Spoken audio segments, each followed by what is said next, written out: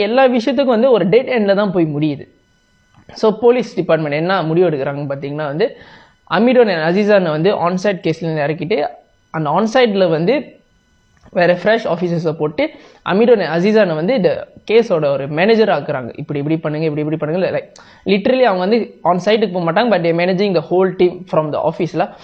அந்த மாதிரி பண்ணோன்னா போலீஸ்க்கு வந்து ஒரு புது என்ன சொல்லுவாங்க, அது ஒரு ஃப்ரூட்ஃபுல்லான டிசிஷன் உருவாக்கு. என்னன்னு பார்த்தீங்கன்னா வந்து 2 மெம்பர்ஸ் ஆஃப் த கேங் மாமா வந்து பிடிப்படுறாங்க.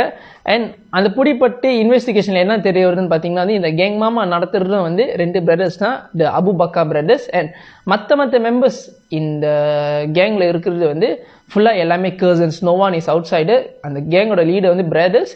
ஏன்னா நடத்துறது ஃபுல்லாமே எல்லாமே கர்சன்ஸ் தான் தெரிய வருதுல்ல. அண்ட் இந்த டீம் கேங் மாமா எந்த அளவுக்கு ஒரு வெல் பிளான்டாக அவங்க ராபரி நடத்துகிறாங்கன்னு பார்த்தீங்கன்னா வந்து அவங்களோட பாலிசி